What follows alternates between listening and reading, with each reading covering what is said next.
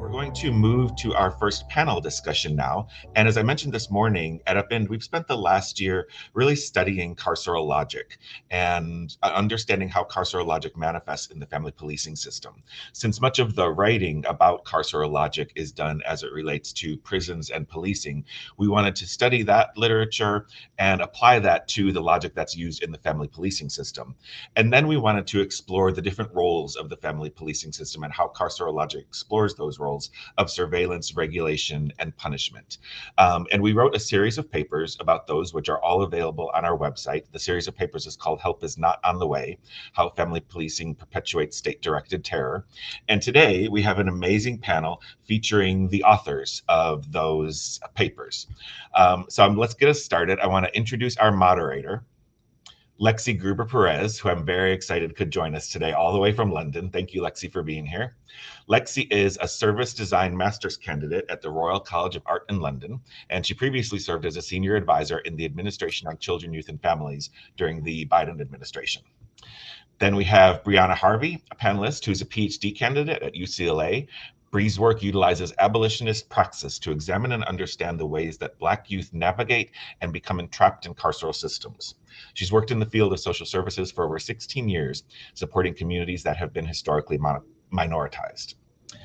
Emma Peyton Williams is a policy analyst at Cabrini Green Legal Aid, a consulting editor for the Prison Policy Initiative, and a grassroots researcher activist. Emma works to improve reentry policies for formerly incarcerated people and challenge how the carceral state and social services cooperate to criminalize queer survivors of intimate partner violence and low-income Black mothers. And Maya Pendleton. Maya works with the upEND movement as a consultant. Maya's been with upEND since the beginning. She graduated from George Washington University School of Public Policy, studying social policy at the intersection of race and gender. She lives in Washington, D.C., where she does mutual aid work to feed families and communities living east of the river. So now I'm going to turn it over to you. Thank you all for being here. Thank you for contributing to this work, and I'm really looking forward to your conversation. Wonderful. Well, thank you for that great introduction, Alan. Really excited for our panel with some really incredible visionary women and leaders in our field. So let's jump in. We're going to talk through carceral logic, punishment, regulation, surveillance, some hard topics. But I promise you we're going to end on a good note and an uplifting note, and then talk through some questions. So let's jump in with really the idea of the carceral logic and how that manifests in the family policing system. Emma, so in a piece that you wrote for the series of papers, you had a really great definition of what carceral logic is. And to quote it, you said, at its simplest, carceral logic is a system of thinking that makes punitive systems possible, built on the fear that there are a terrible few who have the pathology to harm others. Carceral logic draws absolutes. These terrible few are inherently and unwaveringly dangerous. All others are innocent, and the innocent must be protected from the dangerous. And I think what the most critical line there was drawing the absolutes around the terrible few. Just brilliant. Can you just explain a little bit more about carceral logic? How does it work and the ways that it shows up in the family policing system?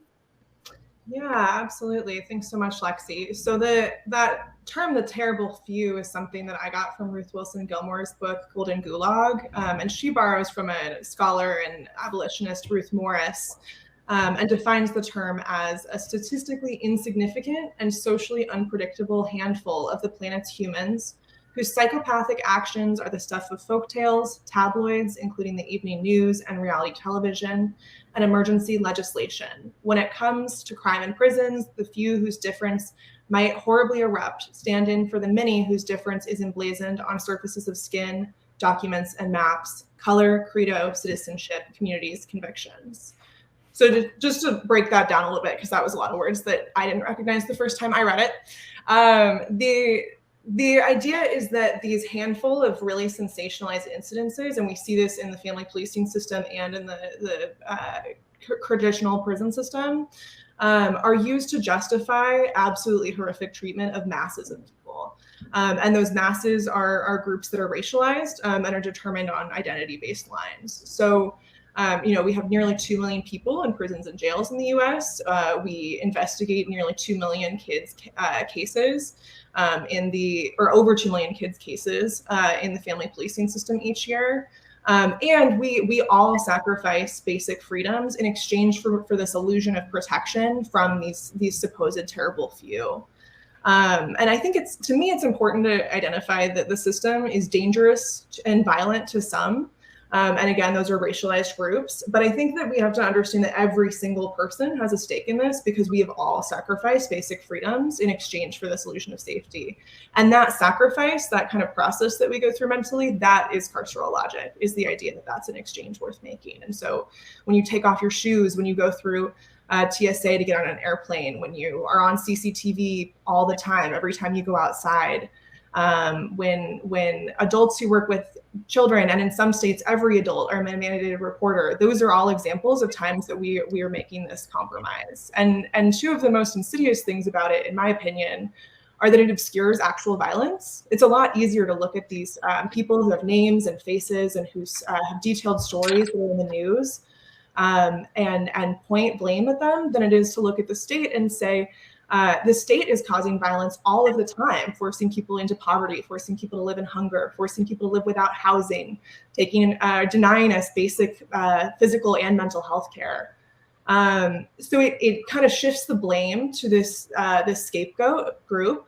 And then it also doesn't work. We're comforted by this illusion of protection, but in reality, we know that these are reactionary systems that cannot prevent violence. They can only respond to it by taking away more and more of those basic freedoms and by horribly punishing these groups. I think what was really interesting about what you just said was not only does carceral logic change how we view and understand violence, but it also changes and shapes and molds the way that we see safety. And that's something that you've written about as well as the series of papers. One quote that I really loved to pull out here was, carceral logic has shaped the U.S. mainstream understanding of safety, reducing safety to an ideal that we must look to an authority figure, such as the state or law enforcement official, to implement. Safety is perpetually the greener pasture, just out of individual reach. Carceral logic teaches us that safety is something that we must call for, not something that we can co-create and build together. The result? A massive carceral apparatus that rules over a disempowered public, and the continuation of the very social ills that carceral logic supposedly addresses. So if carceral logic is instructing us to believe that we must look to another individual outside of ourselves, outside of our community, such as police or systems, and they implement and guarantee safety, what are some of the ways that we can look to communities to really be those care centers to help families instead of relying on the intervention of these authority figures and systems who, as you say, rule over us, but cannot address the very social ills that they promise they're going to fix? Yeah. Thank you for that question. I'm always excited for the opportunity to look forward. And if we have time during the Q&A, I'm just curious the other panelists' takes on that. And I know Brianna has experience working with impacted folks in her role at UCLA, so I'm curious what solutions you all would come up with. But I think it's important to grieve that power that we give away when we buy into this logic. And I think that one way we can do that and take this power back is by learning from people who never gave it up in the first place. And so I think in past upEND events, we've had really incredible speakers from Indigenous communities who have had alternative models of justice in place since before the formalization of the U.S. and the colonization of the U.S. And then we can look to groups who have never been able to trust police. And so I think about Insight, Women of Color Against Violence. Creative Interventions has a beautiful transformative justice toolkit that I think that we could all learn from. And then Generation 5 is a group that's created incredible resources aimed toward ending child sexual abuse in 5 generations using transformative justice and preventative approaches. And so I think looking at these ways that we actually do have tools and power to address harm when it occurs, and that people have been doing this without the state forever is really important. And then I think that it's also important to look at resource scarcity and what we can do to address that. And I think that's one of the main causes that people become involved in this system, and we all have individual capacity to address that. And so I think about, providing childcare for our neighbors, providing emotional support for parents who are overwhelmed and stressed out, helping people navigate really difficult welfare applications. If you're bilingual, translating appointments for people, serving as an advocate. And if you're someone with class privilege and some savvy, navigating these, helping people navigate these systems with all of the kind of loopholes and backdoor pathways that people with class privilege often are granted access to. I think there's some really amazing affinity groups and support groups specifically by and for parents of color that are doing a lot of great work to support each other. And those groups can also choose to divest from this thinking and become, I love Ms. Joyce McMillan says mandatory supporters instead of mandatory reporters. These are groups that can make the commitment to each other. I'm going to support you. I'm not going to report you. Grocery hubs, like what Maya was talking about in her bio, that we, all of us can provide money or time, and there's different ways to engage. You don't have to be physically out there doing things. This can happen on your computer too, to support getting people groceries and supporting mutual aid hubs. And if people are interested in that, I'd really recommend people look into groups near them. And mutualaidhub.org and mutualaiddisasterrelief.org are both really good resources for that.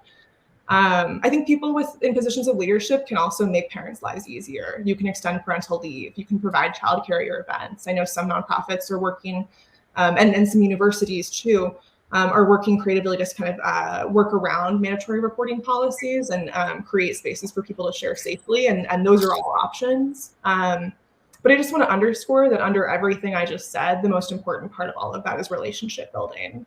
I'm really inspired by Leah Lakshmi Pyapsna Samara Sinha and other disability justice activists who use the phrase moving at the speed of trust. So letting people know that you're a resource by showing up for them over and over and over again and recognizing that that takes time. And so I think a first step that I would hope all of us will take is introducing ourselves to our neighbors. Maybe you drop off baked goods over the holiday or something like that. But those trusting relationships, those networks of care are the things that are going to sustain through as we build this world that doesn't rely on this state. It is so nourishing sometimes when you talk about these hard topics and you wonder, what could the future look like, and if it is even possible? To hear someone give so many ideas about the ways that we can right now make that happen. And I also just want to call out that I really appreciated that none of your responses were how to make a kinder and gentler child welfare system. It wasn't about how do we rename it to a children and family system, or how do we paint the walls so it's a different color. We're not changing the system. We're looking outside of it. I just think that is very nourishing to hear. So in addition to talking about that, the carceral logic, the series of papers also then moves into the other functions of the family policing system and that they use in their interactions with families. So we have surveillance, regulation, and then punishment. So I want to walk through all those three, starting first with surveillance. And Maya, you wrote a bit about racialized surveillance. Can you explain how this is? What is racialized surveillance? How has it evolved over time, and how does it currently show up today in the family policing system? Yeah, of course. So I wrote this paper with Victoria Copeland, who couldn't be here today, but she's here with us in spirit. We wrote about anti-Blackness and racialized surveillance, and understanding racialized surveillance as a technology of social control, where surveillance practices are contributing to the production of social norms and the creation of race and social hierarchies. And surveillance creates this power to define what is or is not in place.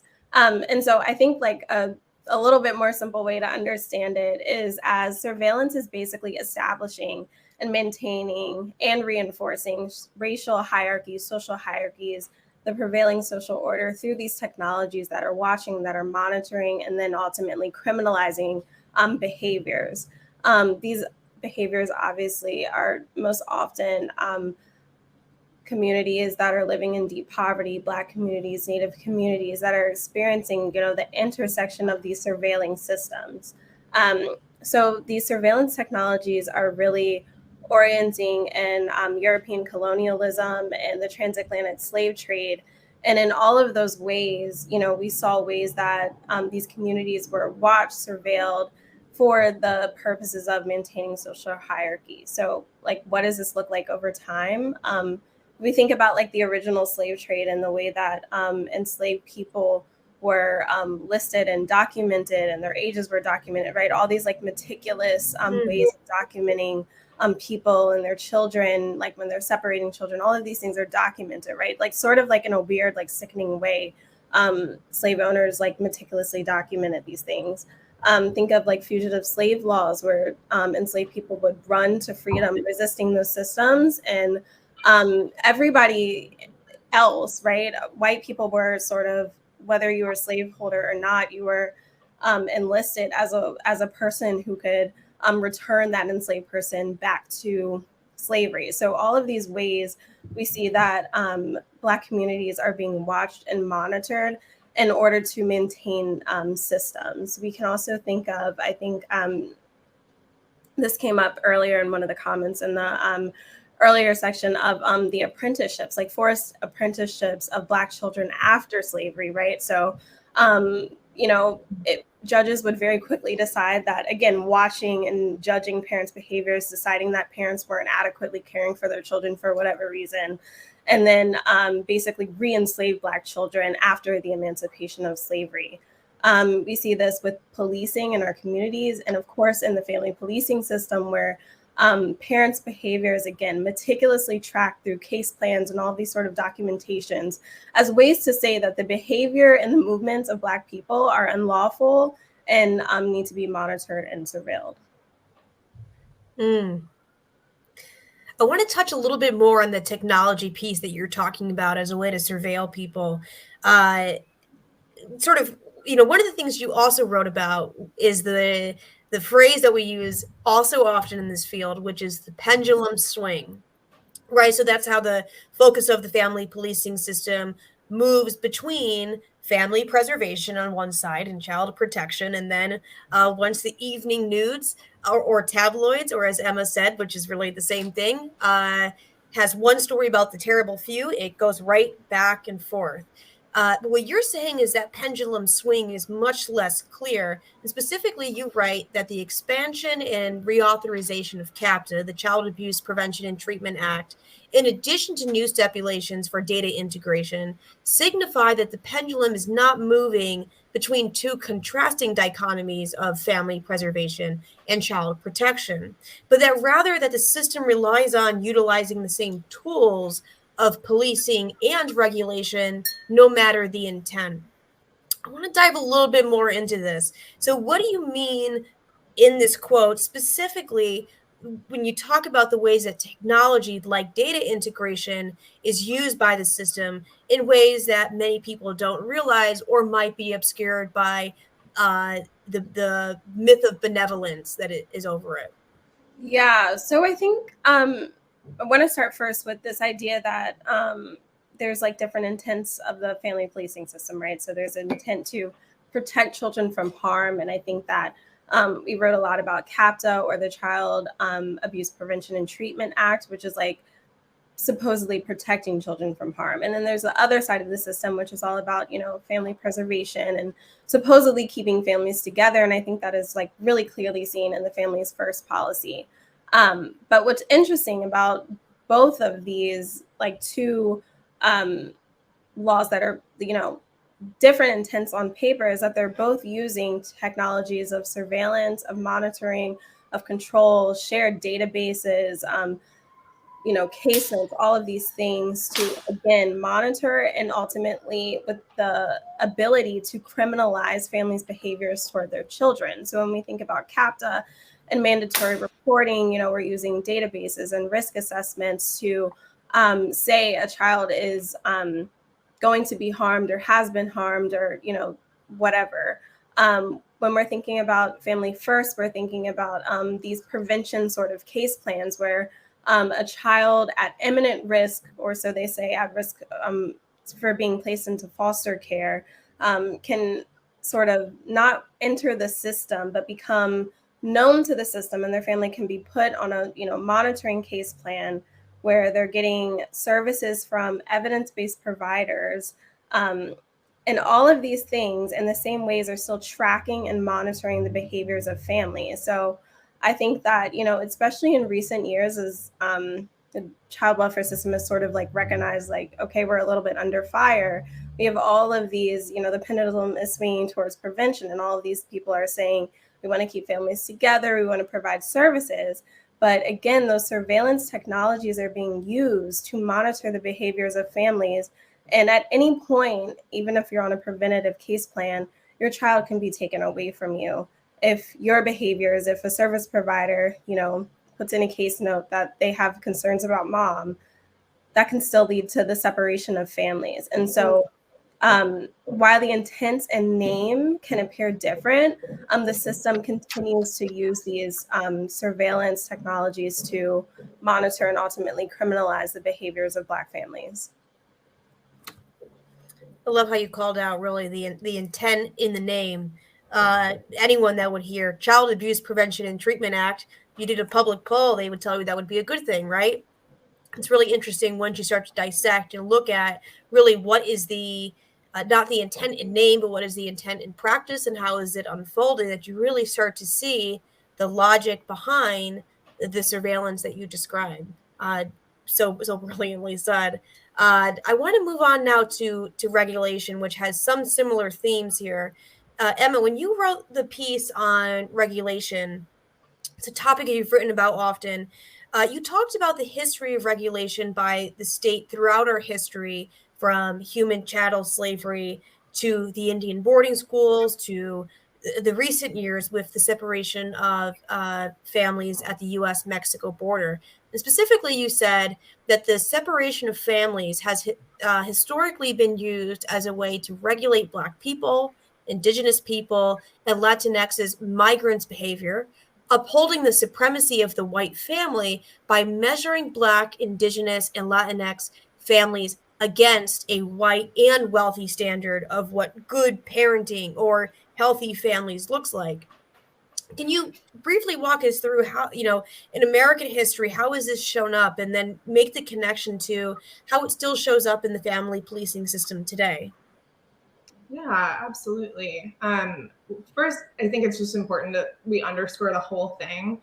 At no point in U.S. history has the state viewed Black and brown people as having the same rights to parenthood or the same fitness of parental fitness as white people. And I would argue that that's in part because relationships between parents and children can be very profound vehicles for cultural socialization. So interfering with those lineages is a very effective method of social control. I would really recommend that folks, if you haven't already, read Maya and Victoria's paper for a much more comprehensive discussion of the transatlantic slave trade. Can't go into this whole history in the couple minutes here, but I think that it's important to just kind of look piece by piece at the construction, the racist messaging that came with each phase of the family separation project throughout history. So during human chattel slavery, the messaging that Black people are not human, that they're not capable, that they do not have autonomy over their bodies, let alone their bodies of their children. Around after the end of formal human chattel slavery, and as Angela Davis said today, I would say it's not over, but the end of formal human chattel slavery around the 1880s, Indian boarding schools were created, and so. There's an infamous speech given in 1892 titled "Kill the Indian, Save the Man," and I think that really reflects the mindset of cultural genocide, which is that once the U.S. had moved on from a physical genocide, trying to force people to conform to white and Western behavioral standards as much as possible was still the mission. And so removing children and putting them in boarding schools sent the message that Indigenous people are culturally backwards and incapable of teaching or socializing their own children. And at these schools, children were prevented from speaking their own languages, practicing their own religions, traditional ways of dressing, traditional gender expressions. All of those were disallowed and punished. And we know from recent accounts that physical and sexual abuse was really rampant in those facilities. In the mid-20th century, with the Indian Adoption Project, which incentivizes the removal of Indigenous youth and the placement of those youth with white families. So once again, reinforcing this idea that Indigenous people are not capable of parenting their own children. And this is, I think, the first time that I can think of where we have an explicit policy that white people are better at raising children of color, and that it is safer for those children to be relocated and put in white families' homes. And then in the 1970s through the 1990s, we have a series of racialized crime acts and a series of acts that shrunk our welfare state. And throughout that time, Black people are constructed as criminal and deviant. A lot of people lose access to their children just by nature of their incarceration. And again, we get this message that people cannot take care of their children or keep them safe. The Moynihan report is a really great example of this. The hysteria around the crack epidemic and the racialized over-policing or over heavy charges for crack versus powder cocaine. And again, we get this association that reliance on welfare is bad and is associated with criminality. And then today at the U.S.-Mexico border, there's all of the racist language that we use to talk about undocumented people, that political figures use to talk about undocumented people, and construct parents who cross the border as unfit and people who have endangered their children's lives, when oftentimes the reason that they have made that really dangerous crossing is to access resources for their children. And even though the Trump border separation policy publicly ended in 2018, that practice has persisted, and there was a massive loophole in that, which was that border agents could declare parents unfit. These aren't even, not to say that caseworkers should or could do this, but these are people who have no training around child well-being, who can justify removing children based on their own subjective opinions. And so throughout this whole history, we see this theme of cultural genocide, and we see this theme that says that it's one's personal responsibility to raise their children effectively. We dismantle cultural communal models of child rearing. We create shame and stigma around using welfare and other social services. And that whole time we're saying that white and wealthy parents are the best place, the best model of parenting, which we know is not true. We know that drug use is common amongst white and wealthy parents. But all these stereotypes actually, I think, can be pointed back at white and wealthy parents. And I think it's important to know this is ongoing, right? So 2013 case, adoptive couple versus baby girl, started undermining ICWA protections. I saw a comment in the chat earlier. I wasn't aware of this, that ICWA might be reopened by the Supreme Court. We'll have to look into that. And so this history is ongoing and it's happening today. And I think it's important to understand that the family policing system is in no way separate from any part of this landscape, right? Like, this is just one manifestation of this ongoing project of dismantling families of color. Yes. Especially, one of the words that really stuck in my head as you were saying was there's this safety net that has always existed for white folks. And I have this, there's a safety net for the white mother who talks openly about smoking pot or drinking alcohol, or perhaps having issues with those substances. And then there's a safety plan for the Black mother going through the same exact circumstances. And I want to dive a little bit into the safety plan, right? We've talked about the safety net. You wrote a little bit about the safety plan, which again, we're talking about the intent in name. Oh gosh, they just named these things really well, huh? Quite ironic. You said, quote, when family policing agents intervene in a family, their safety plan can include mandating that parents buy new home goods and child care products, attend parenting, anger management, substance abuse classes, receive mandated counseling sessions, and then remove partners that they deem problematic from the home. And the parents are asked, right, to make these adjustments because they say that these plans are voluntary. But when parents are threatened with the prospect of losing their children, they're understandably reluctant to refuse any part of that plan. Because what you're saying here really is the whole notion of voluntary services is a misnomer. Can you talk a little bit more about that, and also how the idea of compliance is used as a means to further regulate families? Absolutely, yeah. So that the voluntary services that make up safety plans entirely miss the mark. I think most families would say that they're pretty unhelpful and oftentimes pretty unduly burdensome. I would argue that they're more focused on, again, behavioral compliance and control, social control, than they are on fixing the root causes of the problems that families are struggling with. I mean, I think about like the racial implications of white caseworkers telling Black families, Black parents, that they need to go to anger management classes, and just like the very, to me, extremely transparent social control and racial stereotyping and power that's being enacted in that conversation. So this piece about compliance, so I used to be a sex ed teacher, and what I would talk with teens about is the idea that you can't have consent if there are consequences for saying no. It's a pretty basic principle to me. So if you say to someone, here are voluntary services, you do not have to take advantage of them, but if you don't, you may lose custody of your kid. There's no room for choice in that process, right? There's no freedom for that. And so parents comply because they're scared and because they don't know that they have the option to choose not to. And I know that Ms. Joyce McMillan and other advocates are working to change this, but there aren't Miranda rights or similar kinds of protections for parents going through this system. And parents are informed of the risks of not complying, saying you might lose your kid, but rarely are they informed of the risks of complying. And all of the, a lot of people don't understand when they first become involved in the system what a lengthy and ongoing rabbit hole they've unfortunately been ensnared in. Especially because caseworkers, I think, can be really deceptive, framing themselves as helpers. When they come to the door, it's not necessarily clear that you're under investigation. Oftentimes it's seen as friendly questions from someone who has resources and can help. And then additionally, I think that there's a lot of shame and stigma because of the like hundreds of years of history that have been created to say that parents of color are not effective parents. There's a lot of shame and stigma around being involved in the family policing system. And so people want to get out immediately, understandably, because it's horrifying and traumatic. And so compliance feels like the fastest way out for a lot of people. And compliance is also a high bar. So, you know, you can't work with your caseworker and say, I actually don't need that service. I need this service. Talking about what your individual needs are can be seen as non-compliance. Experiencing human error, like the bus wasn't running, that's why I was late to that class, can be seen as non-compliance.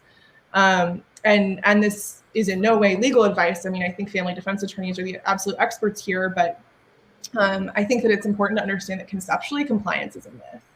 That I think a lot of families who are compliant, who do quote unquote everything right, go through that process and say that they just keep adding things on and that it never ends. And then even for families who, I think Maya touched on this a little bit, but even for families whose cases are not indicated, where there's no abuse, there is, people end up on the state central register and are monitored and surveilled for decades because of the fact that there was a call made in the first place, even if there was no evidence of harm occurring. I want to touch on the final theme on the series of papers, which is punishment. And one of the striking things about the series of papers is really how each of the piece looks is at the current practice of surveillance, regulation, and punishment used by the family policing system today, but then also links them to American history. And Brianna, I wanted to ask you this question. I want to kind of pull out one of these quotes first and then dive a little bit into it. To fully understand the role of the family policing system and its systemic destruction of Black families, we must acknowledge its roots within the institution of slavery. If we do not draw parallels between the current system of control, punishment, and policing exacted over Black families in the name of child protection, we are being irreverent in dismissing the violent destruction of Black familyhood, and will also be more likely to continue to uphold policies and practices which perpetuate further systemic oppression. Can you talk a little bit about this connection and how this history of punishment, both from the past, relates to the current practices that we see and talked a little bit about today? Yes, definitely. Thank you, Lexie. I think myself and my co-authors, Victoria Copeland and Joyce McMillan, just really wanted to show that there are still many endless ways that the practices of the family policing system really continue to reproduce just horrific violence that really originated from slavery. So the state and its oppressive practices really continue to evolve and just find new and different ways to entrap Black families.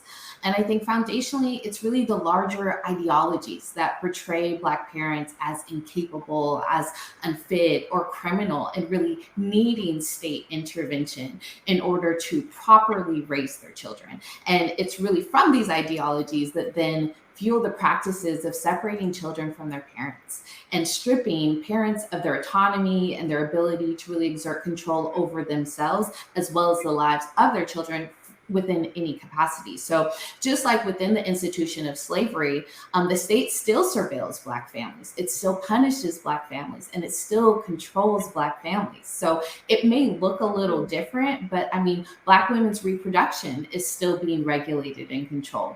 Money is still being made off of the sale and transfer of Black children through this system. And Black children and Black parents are still experiencing psychological and physical harm due to the trauma that's inflicted through this system. So it may try to hide behind the veil of protection or child safety or family preservation, but I mean, best believe me when I tell you that like ain't nothing changed. Like this system is still the same. And I have one last question before we move to the Q&A. So folks, if you have questions top of mind, put them in. I mean, it's clear that we've talked about today that the system punishes parents, it punishes families as a whole. Mm-hmm. But I want to talk about how it punishes kids. Yeah. So there are some in the child welfare field, my colleagues, God bless their soul, who say that foster care is helpful to children, and that will even say that we could pull up the numbers and do the math, and that generally they are satisfied with their experience in care. I want to know, let's dig into the research a little bit. What does it actually say about children's experience in foster care? Yeah, you know, it is disgusting to believe that a system that rips children from their homes, their communities, their schools, and really everything that they know leaves them feeling generally satisfied, you know? And I think in reality, what we know is that the interactions with this system cause long-lasting, significant emotional and psychological harm to children. We know that foster youth are more likely to be diagnosed with major mental health issues and disorders such as depression, anxiety, PTSD. We know that they're overprescribed psychotropic medications. We know that it really places them at greater risk for entrapment within other carceral systems, trafficking, houselessness, incarceration, like the list goes on. And so we know that it negatively also impacts their educational trajectory. So for me, I'm located within LA County, which is really like our schools house the largest amount of Black foster youth within the nation. And so within our county, Black foster youth have the highest rate of special education placement, the highest suspension and expulsion rate, and the lowest graduation rate. So in like 2020, we had only 41% of Black male foster youth actually graduated from college.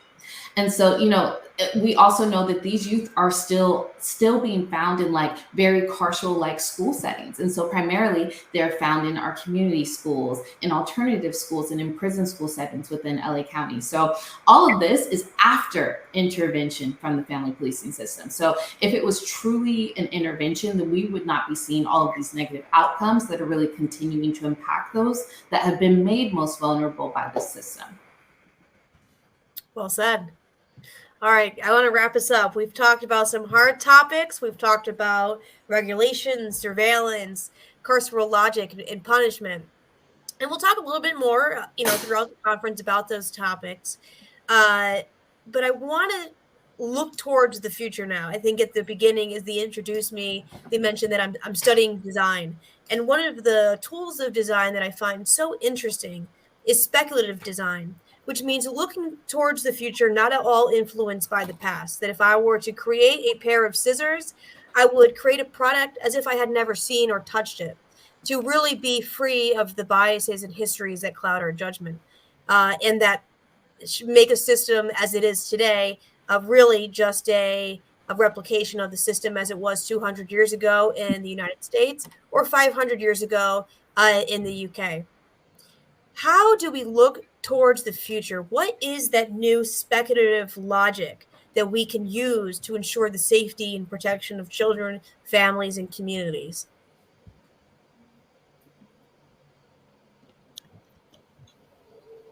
pop it to Maya. Sure. Well, I think a big part of it is, again, relying on community support. So in the work that I do with mutual aid, a lot of that looks like actually preventing families from facing the circumstances that often lead them to the system involvement. So we show up with groceries at families' houses. If electric bills are unpaid, we try to address that. Transportation, getting kids to and from school when parents can't. Arranging childcare for parents who might be working late hours, like within the community. I think that, the thing about, I think, these carceral systems is they make it so that we think that we are helpless without them, that we can't do things for each other, and we can't show up in community in the way that we really can with each other. We rely on systems that criminalize and punish us when a lot of the times when we pull together, the resources are there. And I also want to say that, even people, when they have small amounts of resources with that community care, they really are providing for each other. There's a saying that some communities pass around the same $20 over and over again to provide care and support. So if we can bolster those type of community networks and we can, give them the money that they need, give them the food that we need, and not rely on systems, I think so much of that work is already happening every day. It's just that the systems make it so obscured and it makes it seem impossible. Yeah, I think I want to build off of kind of like what Maya said. Like, I really think we need to impart a logic of like community-centered care. And it's like really looking at communities from a non-deficit perspective. I think that we look at poor communities of color and we see them from this deficit lens, and we see them for everything that they don't have and all the resources that they don't have access to. But we really don't take the time to look at just all of the amazing things that we can find within our communities of color and the strength of our communities of color. Like, we've been here and we've survived so many things. And so why are we not looking to the communities that have overcome, that have survived, and are continuing to make something out of nothing? And those are really the voices that like we should be uplifting and we should be centering. And like, we're instead centering like rich white men and we're allowing them to be the ones to make the decisions about our children and our families. And it's like, we need to really be listening to those that are most impacted, those that are the ones that are actually being entrapped in the system. And that's who we need to be centering.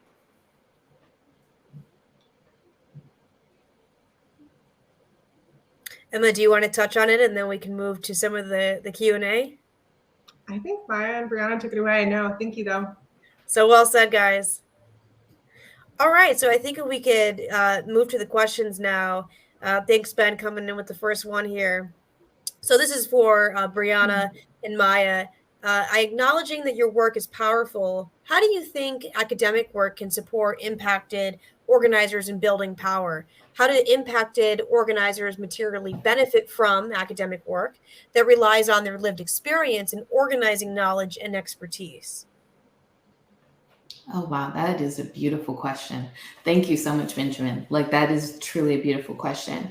I think so. I'm someone that really believes in like community rooted praxis and research and scholarship, and really deriving our research from the community and partnering alongside the community. I think that a lot of academia and the research that's produced is not that. It's research where you drop in and you hop out and you get the information that you need and you're extracting and you're taking. Like, we are not contributing back to the communities that we are taking and extracting from.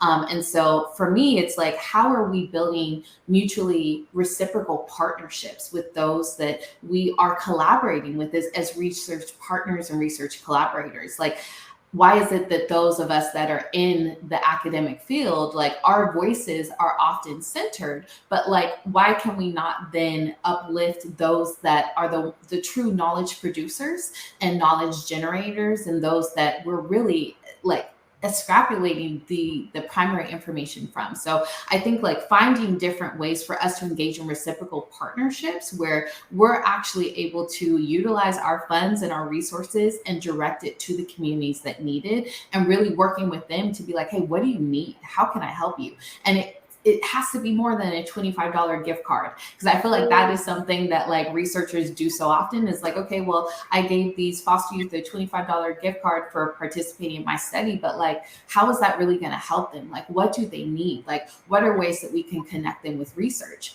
or with other resources? So most recently, I'll make this really quick. I was conducting an interview with a foster youth that just entered into college, and she was having issues with her FAFSA. And she was like, no one's been able to help me. I don't know how to fill this out. They're saying I'm not going to have any money to pay for my classes. And like, I literally stopped the interview dead in its tracks, and we pulled up her FAFSA and we started working on her FAFSA. I was like, this interview is not important right now. What's important is for her to get the resources that she needs so that she can start college. And so it's like, we really need to focus our work on centering the needs of those that we're working with as research collaborators, and like screw what we need for our research sometimes. Yeah, that's so well said, and I completely agree. I just want to, make the point, sort of continuing on the idea of mutually reciprocal relationships, that, academic researchers work on topic matters for years at a time. Your relationships with the communities that you're working with need to be sustained, long relationships. They don't need to be, I wrote this paper and now I'm out. That needs to be a sustained, long relationship where you are sharing resources and power throughout the duration of that time.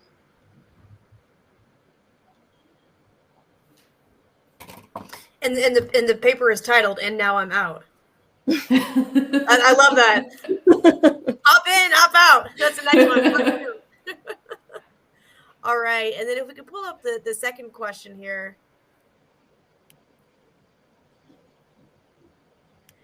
Well, this is a good one. How do we try to help all the victims already abused and harmed by this system? I would say, one, I think that those ideas really need to root in the needs of those who have been directly impacted and harmed. So I think, as people that have connections to resources and other things like that, it is directly our job to listen to what those needs are. I would say another thing is that I know that upEND, has been advocating, or an idea that we have, wanted to advocate for, is for reparations for people that have been harmed by the system. The state has extracted billions of dollars through the foster care industry, and reparations are owed to those who have been impacted by this system and harmed by this system, and who this system has been able to profit off of the harm caused by. Yeah, I think it's really also just part of the job of abolition as a whole, right? It's like this idea of both and, like, we both need to reimagine and look towards the future, and we need to help and support those that are currently caught in the system now. And that has to be on the ground work. We can't forget about those that are currently trapped in the system. We can't forget about the foster youth that are still being moved from placement to placement now. And so it's like, what can we do to really help support those that are still being impacted by the system through policies, through practices? What can we do now to really disrupt?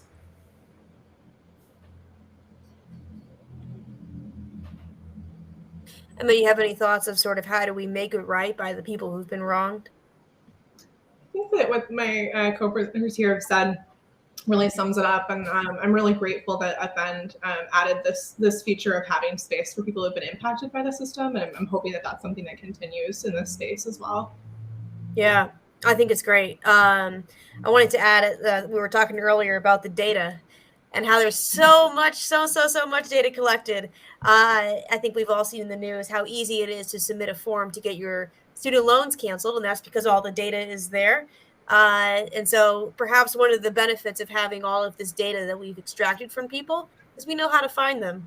It's a pretty easy person to send a check to. None of the problems that we saw in other parts of government. Just going to put that out there. All right. Do we have another question?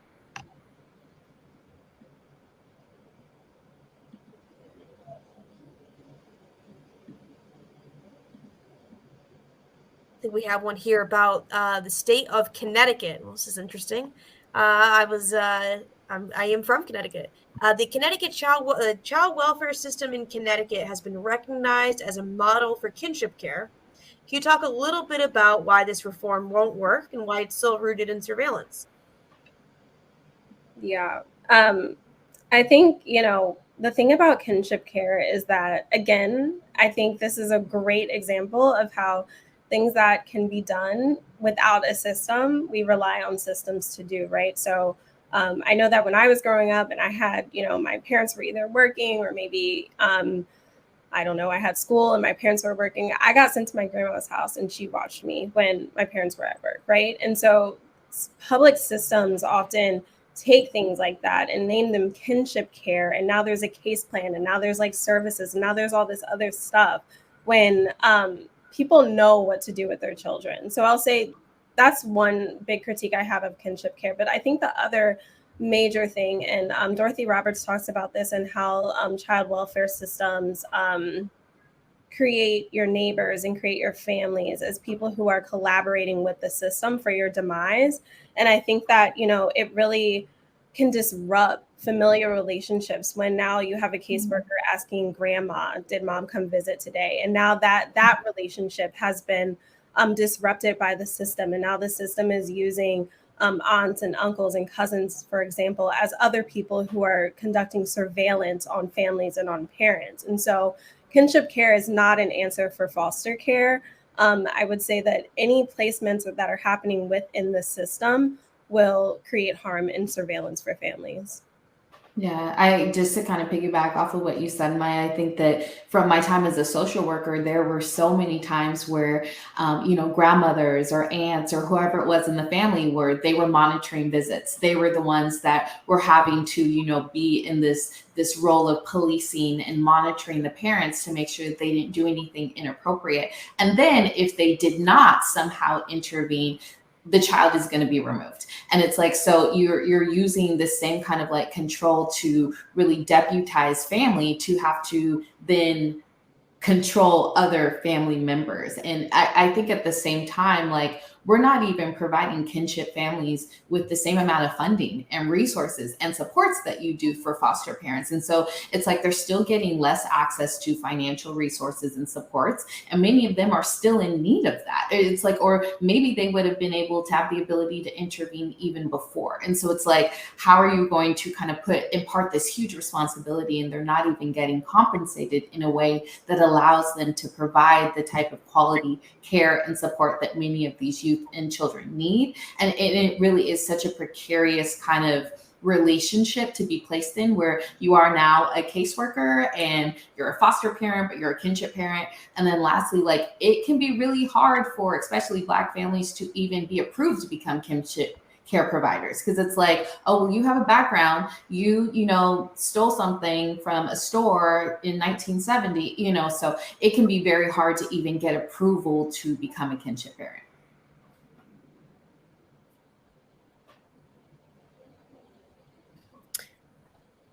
Absolutely. And there was something, Brie, what we were talking earlier about what the harm does to children, right, in the system. We've talked about that. And one of the larger themes we've talked about today is, well, who gets to have a say, right? When we talk about, did you have a satisfactory experience? When do people who were impacted actually get a say in the system?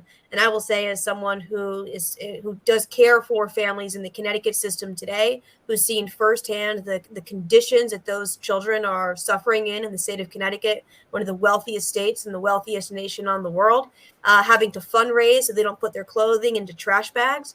It is shocking to see national news call that good enough for those kids, right? I think it goes back to what you said is, well, who actually gets a say? Who gets to call Connecticut good? Is it the Today Show? Is it the philanthropies that are really complicit in this system?